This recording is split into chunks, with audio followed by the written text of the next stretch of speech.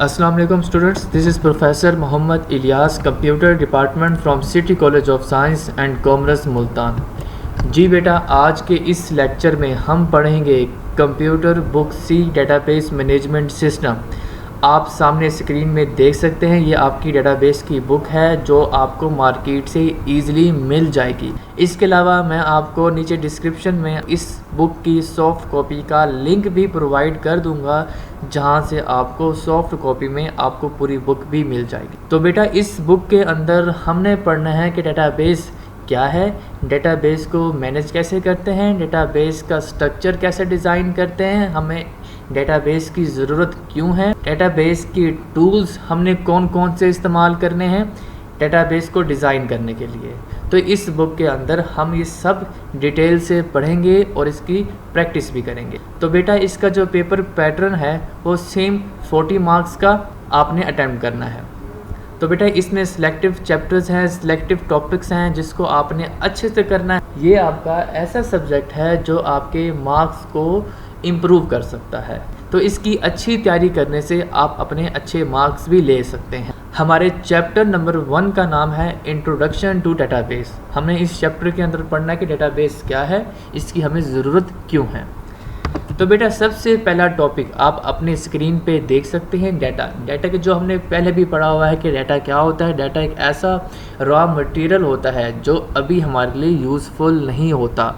Data क्या होता है? अ collection of raw facts and figure is called data, यानी एक ऐसा कलेक्शन ऑफ डाटा जो कि रॉ होता है, अनप्रोसेस होता है, जिसको हम अभी इस्तेमाल नहीं कर सकते। ठीक है, जो अभी हमारे लिए क्या है, यूज़फुल नहीं है, इसको हम कहते हैं डाटा। डाटा को हम डिफरेंट रिसोर्सेज से कलेक्ट करते हैं। डाटा हमारा किसी भी फॉर्म में हो सकता है, नंबर्स की फॉर्म में, कैरेक्टर्स की फॉर्म में, पिक्चर्स की फॉर्म में, सिंबल्स की फॉर्म में, किसी भी फॉर्म्स में हमारा डाटा हो सकता है। डाटा हम कलेक्ट करते हैं, फिर डाटा को हम प्रोसेस करके हम फिर उसकी इंफॉर्मेशन बनाते हैं, जो कि आपने आईटी की बुक में डिटेल से पढ़ा था। तो पहले बात हमने क्या की कि डाटा क्या होता है। अब हम बात करते हैं आगे कि डाटा हमारा किस टाइप्स का होता है। डाटा हमारा न्यूमेरिक टाइप्स का भी होता है, अल्फ़ाबेटिक डाटा टाइप्स का भी होता है, अल्फ़ा न्यूमेरिक डाटा टाइप का भी होता है, इमेज टाइप का भी होता है, और ऑडियो और वीडियो टाइप का भी हमारे पास डाटा होता है। तो सिंपल सी बात है, जो हम डाटा कलेक्ट करते हैं डिफरेंट रिसोर्सेज से करते हैं, तो डाटा हमारे पास डिफरेंट टाइप्स में यानी डिफरेंट फॉर्म्स में हो सकता है। जी बेटा, अब हम बात करते हैं इन्फॉर्मेशन। सिंपल सी बात है, जैसा कि आपने पहले भी पढ़ा है कि इन्फॉर्मेशन क्या होती है। The process data is called information, यानी the process form of data is called information, यानी ऐसा डाटा जिसको हम प्रोसेस करके उसको इन्फॉर्मेशन में कन्वर्ट करते हैं। जैसे फॉर एग्जांपल बेटा, हम डिफरेंट रिसोर्सेज से बहुत सारा डाटा कलेक्ट करते हैं, फिर हम उसको प्रोसेस करते हैं, यानी हम फिर उसमें ये देखते हैं, सर्चिंग करते हैं, प्रोसेसिंग करते हैं कि हमारे लिए यूज़फुल क्या है, उसको भी हम कहते हैं इन्फॉर्मेशन। लाइक फॉर एग्जांपल कि जो स्टूडेंट्स हमारे पास कॉलेज में एडमिशन लेने आते हैं, तो हम सबसे पहले उसका फॉर्म फिल करवाते हैं, यानी हम उसका डाटा लेते हैं, अपने पास डाटा स्टोर करते हैं। अब जिस स्टूडेंट का हमें डाटा चाहिए होता है, तो हम सर्चिंग करते हैं, प्रोसेस करते हैं, तो जो हम फाइंड करते हैं, प्रोसेसिंग करते हैं, जो हमें रिजल्ट मिलता है, जो हमारे लिए यूज़फुल होता है, उसको हम कहते हैं इन्फॉर्मेशन। इन्फॉर्मेशन को हम आउटपुट भी कहते हैं, इन्फॉर्मेशन को हम आउटपुट भी कहते हैं। डाटा को हम इनपुट भी कह सकते हैं, यानी डाटा हम इनपुट करते हैं, प्रोसेसिंग होती है, फिर हमें उसका इन्फॉर्मेशन मिलता है। जैसे कि बेटा, आप यहाँ पे डायग्राम में देख सकते हैं कि हमने डाटा इनपुट किया, प्रोसेसिंग हुई, इन्फॉर्मेशन मिली। जैसे फॉर एग्जांपल, आपने डाटा पुट किया 2+2, कंप्यूटर ने प्रोसेस किया, 2+2 क्या हुआ 4, तो इन्फॉर्मेशन क्या हुई, रिजल्ट क्या हुआ, हमारा आउटपुट क्या हुआ, हमारा आउटपुट हुआ 4। जी बेटा, अब बात करते हैं मेटा डाटा। मेटा डाटा बहुत ही आसान टॉपिक है, ये सिर्फ 1 से 2 लाइन की डेफिनेशन है और आपने साथ एग्जांपल भी देनी है। ये इंपॉर्टेंट डेफिनेशन है, अक्सर आपके पेपर में आता होता है। तो जी बेटा, अब बात करते हैं कि मेटा डाटा क्या होता है। Meta data is data about data, यानी जो हमारे पास डाटा है उस डाटा का डाटा, इसको हम कहते हैं meta data. Metadata can be defined as data about data. It is used to describe the properties and characteristics of some data. For example, हमारे पास कोई डाटा मौजूद है, यानी उस डाटा की खसूसियात क्या हैं, उसकी प्रॉपर्टीज़ क्या हैं, उसका मकसद क्या है, इसको हम कहते हैं meta data. Meta data describe the size, format and other characteristics of data. Simple सी बात है, जैसा कि मैंने आपको पहले बताया कि मेटा डाटा क्या होता है कि डाटा अबाउट डाटा, यानी डाटा का बिहेवियर, डाटा की करेक्टरिस्टिक्स हम जो बताते हैं उसको हम कहते हैं meta data. Like for example हमारे पास कोई डाटा है, उस डाटा का साइज़ यानी उसकी कितनी मेमोरी है, वो कितना साइज़ ले रहा है, वो किस फॉर्मेट में है, तो इसको हम कहते हैं मेटा डाटा, यानी data about data is called Meta data. आप नीचे बेटा एग्जांपल में देख सकते हैं कि हमारे पास फॉर एग्जांपल के रोल नंबर है, रोल नंबर हमारा किस फॉर्म में, इंटीजर फॉर्म में, नेम है, नेम हमारा किस फॉर्म में है, alpha numeric form, alphabetic form में है, एड्रेस किस फॉर्म में, अल्फ़ा न्यूमेरिक फॉर्म में। अल्फ़ा न्यूमेरिक फॉर्म में एड्रेस क्यों होता है, इसलिए होता है कि एड्रेस में आपके अल्फ़ाबेट्स भी होते हैं, आपके न्यूमेरिक वैल्यूज़ भी होते हैं, तो इसलिए हम इसको अल्फ़ा न्यूमेरिक कहते हैं। यानी आप यहाँ पे बेटा देख सकते हैं कि हमारे पास जो ये रोल नंबर है वो किस टाइप का है, वो इंटीजर टाइप का है, यानी जो हमारे पास ये डाटा है, इन्फॉर्मेशन यानी उसकी प्रॉपर्टीज़ क्या है वो इंटीजर टाइप का है, तो इसको हम कहते हैं मेटा डाटा, यानी डाटा अबाउट डाटा। तो उम्मीद है ये छोटा सा टॉपिक आपको समझ में आ गया होगा। नेक्स्ट हम बात करते हैं कि फ़ाइल प्रोसेसिंग सिस्टम क्या होता है, तो इसको आपने अच्छे से समझना है कि फ़ाइल प्रोसेसिंग सिस्टम क्या होता है। अब बेटा इसको ज़रा स्टार्ट करने से पहले आपको मैं ये बता दूं कि फ़ाइल प्रोसेसिंग सिस्टम एक्चुअली होता क्या है। ये बेटा हमारी एक ऐसी टेक्निक है, हम पहले वक्तों में क्या करते थे, जो हम अपना डाटा स्टोर करते थे वो हम उसको फाइल्स की सूरत में स्टोर करते थे। अब जैसे कि बेटा फॉर एग्जांपल हम मार्केट में देखते हैं कुछ सॉफ्टवेयर, जैसे आप किसी बेकरी में जाते हैं, किसी मेडिकल स्टोर पे जाते हैं, आप कोई चीज़ परचेज़ करते हैं और आपको एक बिल मिलता है, यानी वो कंप्यूटर में आपकी एंट्री, आपके प्रोडक्ट्स की एंट्री करके वो आपको बताता है कि इतनी पेमेंट हो गई है और ये आपकी ये बिल की रसीद है। जो उस सॉफ्टवेयर को इस्तेमाल कर रहा होता है, जो आपके डाटा इनपुट कर रहा होता है, वो बेसिकली आपका डाटा स्टोर कहाँ पे हो रहा होता है, वो डाटा आपका स्टोर हो रहा होता है आपकी डेटाबेस में। डेटाबेस बेसिकली क्या है, डेटाबेस बेसिकली एक ऐसी बेस है जिसके अंदर हम अपना डाटा स्टोर करते हैं। पहले डेटाबेस को हम इस्तेमाल करने से पहले डेटाबेस का हम पहले स्ट्रक्चर डिज़ाइन करते हैं, पहले उसको हम डिफ़ाइन करते हैं, काफ़ी लेंथी प्रोसेस होता है जिसको हम आगे डिटेल में पढ़ेंगे, जो कि हमने अपनी इस पूरी बुक में पढ़ना है। डेटाबेस से पहले हम क्या इस्तेमाल करते थे, डेटाबेस से पहले हम इस्तेमाल करते थे फाइल प्रोसेसिंग सिस्टम, यानी ये एक ऐसी टेक्निक, एक ऐसा मेथड था जिसके अंदर हम अपने रिकॉर्ड्स को, अपने इस तरह के डाटा को स्टोर करते थे फाइल्स की फॉर्म में। अब ये फाइल क्या होती है, फाइल क्या होती है, हमारा कोई फोल्डर कह लें या कोई डाटा कह लें जिसको हम अपने कंप्यूटर सिस्टम के अंदर परमानेंट स्टोर करते हैं, उसे हम कहते हैं फाइल। तो ये एक ऐसा मेथड था के लिए अपने एक अलग फोल्डर बना लिया, आपने अपने पिक स्टोर करने के लिए एक अलग फोल्डर बना लिया, एक अलग फाइल बना ली। यानी हम क्या करते थे इस मेथड में कि हम अपने डाटा को इस तरह फाइल्स की फॉर्म में स्टोर करते थे, जिससे काफ़ी इश्यूज भी क्रिएट होते थे, यानी सिक्योरिटी के इश्यूज थे, बहुत सारे इश्यूज थे जो इसको हम आगे अब डिटेल से रीड करेंगे। तो जैसे कि आप डायग्राम में देख सकते हैं कि यूज़र है, जैसे फॉर एग्जांपल यूज़र ने डाटा स्टोर किया स्टूडेंट का, वो उसने कैसे स्टोर किया, स्टूडेंट की एक फ़ाइल बनाई, ठीक है, स्टूडेंट की एक फ़ाइल बनाई, उसके अंदर स्टूडेंट का सारा डाटा स्टोर किया। किसने किया, यूज़र ने किया, जो इस सिस्टम को यूज़ कर रहा है। तो सिंपल सा एक मेथड था, बहुत कहने को तो बहुत सिंपल मेथड था, लेकिन सिक्योरिटी वाइज इसको यूज़ करना, इसको अपडेट करना, एडिट करने के लिए ये काफ़ी डिफ़िकल्ट हो जाता था। तो इसके लिए क्या डिसएडवांटेजेस थे उसको हम आगे डिटेल से रीड करेंगे।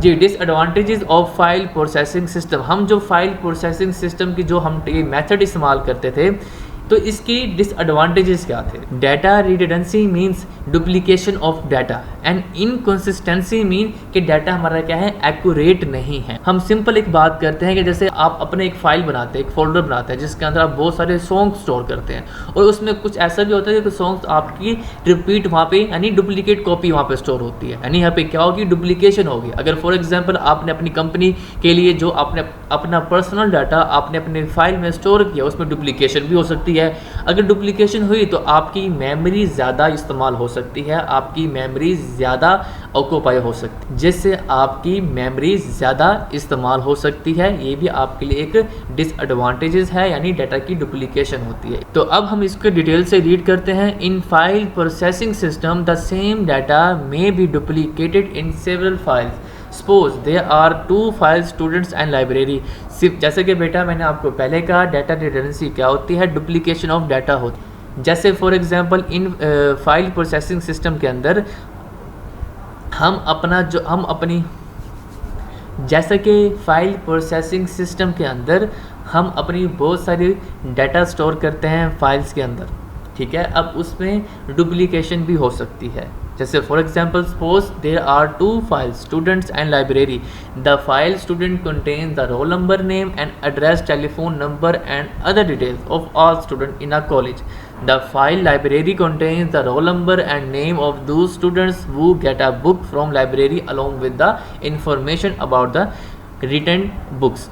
The data of one student appear in two files. This is known as data redundancy. जैसे कि बेटा यहाँ क्या लिखा हुआ है कि हमारे पास यहाँ पे अपने दो फाइल्स बनाई हैं, एक बनाई है स्टूडेंट के नाम से, एक हमने बनाई है लाइब्रेरी के नाम से। स्टूडेंट में भी हमने स्टूडेंट का role number, name, address, telephone number हमने स्टोर किया हुआ है, और लाइब्रेरी के अंदर भी हमने स्टूडेंट का नेम, रोल नंबर, एड्रेस और टेलीफोन नंबर हमने स्टोर किया हुआ है। तो क्या हुआ कि हमने एक ही स्टूडेंट का डाटा दो फाइल्स में यानी टू फाइल्स में हम एक ही स्टूडेंट का डाटा स्टोर कर रहे हैं, यानी क्या हुआ यहाँ पे डुप्लीकेशन हो रही है। जब डुप्लीकेशन हो रही है तो यहाँ पे क्या हो सकता है कि यहाँ पे आपकी जो स्टोरेज है, जो आपकी मेमोरी, जो आपकी हार्ड डिस्क है, वो इसकी डुप्लीकेशन की वजह से आपकी मेमोरी फुल हो सकती, सिंपल सी बात है, ठीक है। आगे हम बात करते हैं, this situation can also result in data inconsistency, यानी इस तरह की सिचुएशन, डुप्लीकेशन की सिचुएशन में जो आपका डाटा है वो इनकंसिस्टेंट हो सकता है। इनकंसिस्टेंट से मुराद यानी जो आप अपना डाटा कंप्यूटर में स्टोर करेंगे,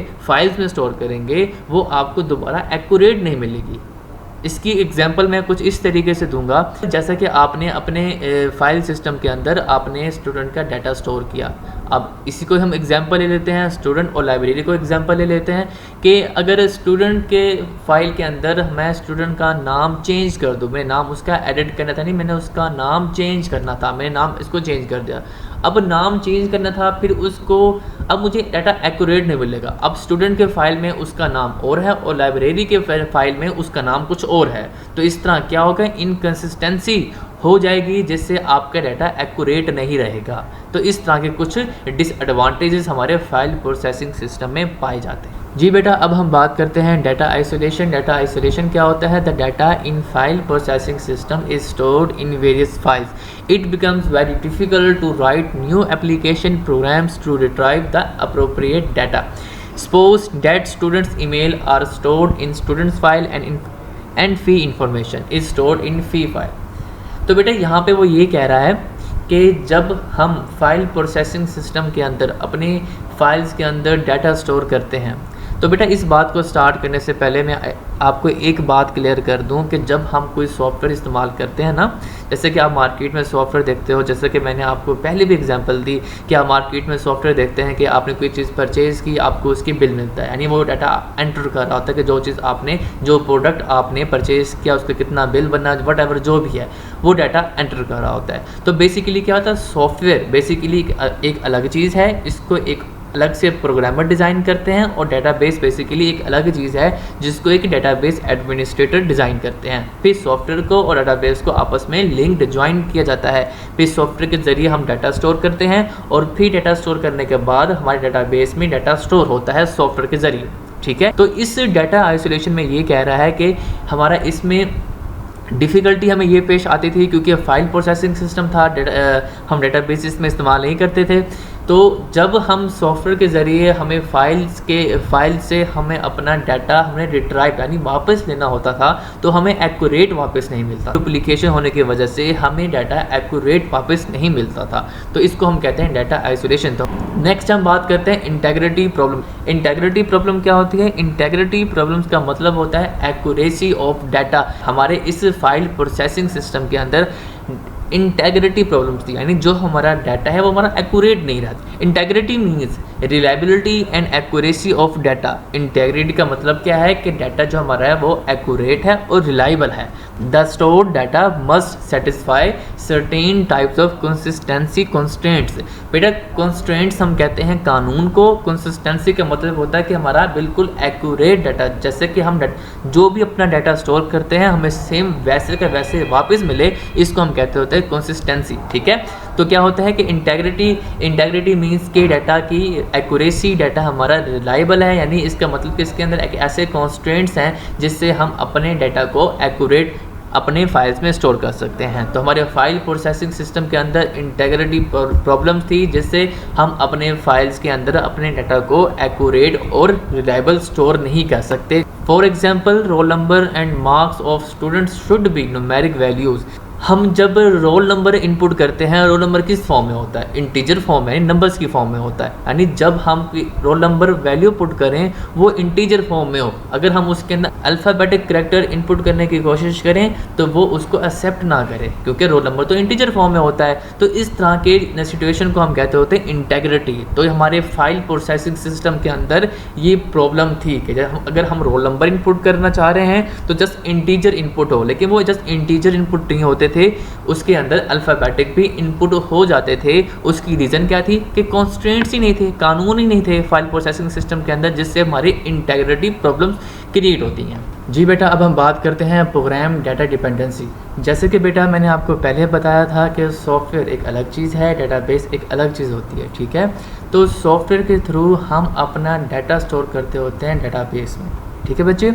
अब क्या है, फाइल प्रोसेसिंग सिस्टम के अंदर क्या होता है कि जब हम अपने सॉफ्टवेयर के ज़रिए फाइल्स में डाटा स्टोर कर रहे होते हैं, तो अगर हमने सॉफ्टवेयर को मॉडिफाई या चेंज करना हो तो हमें पूरे फाइल प्रोसेसिंग मेथड को चेंज करना पड़ता है। अगर हमने अपने फाइल प्रोसेसिंग मेथड के अंदर किसी मेथड को, किसी चीज़ को चेंज करना हो तो हमें पूरा सॉफ्टवेयर को चेंज करना पड़ता है, यानी दोनों एक दूसरे पर डिपेंडेंट थे।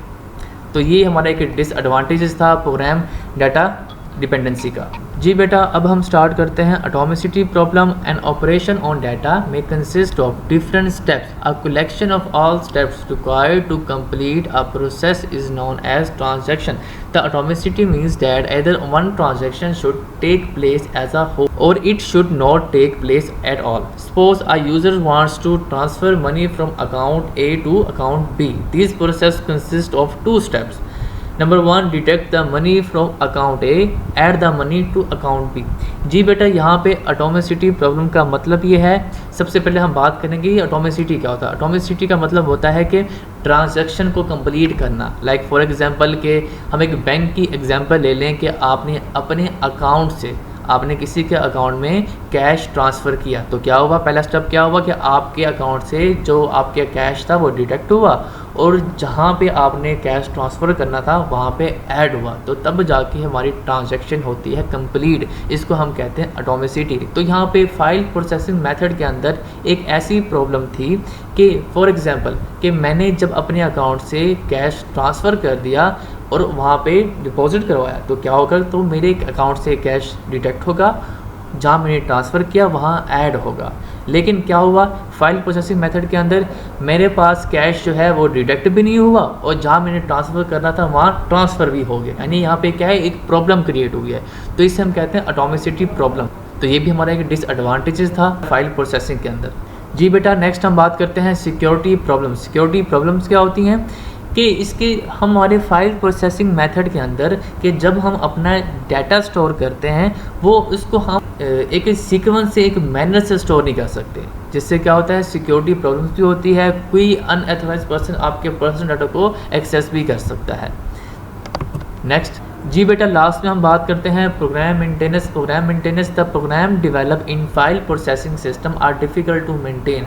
Most of the budget may be spent on maintenance. It makes it difficult to develop new application. तो बेटा यहाँ पे आप इसको देख सकते हैं कि जब हम अपने फाइल प्रोसेसिंग सिस्टम के अंदर जो हम प्रोग्राम डेवलप करते हैं उसको मेंटेन करना काफ़ी डिफ़िकल्ट है। जैसे कि हमने पहले पढ़ा कि हमारा प्रोग्राम डिपेंडेंसी है कि हमें जब प्रोग्राम को चेंज करना पड़े तो हमें फाइल प्रोसेसिंग सिस्टम को चेंज करना पड़ता है। अगर हमें फाइल प्रोसेसिंग सिस्टम को चेंज करना होता है, हमें पूरा प्रोग्राम को चेंज करना होता है, तो मेंटेनेंस काफ़ी डिफ़िकल्ट है। तो मेंटेनेंस के लिए, डेवलप के लिए बजट भी काफ़ी स्पेंड हो जाता है।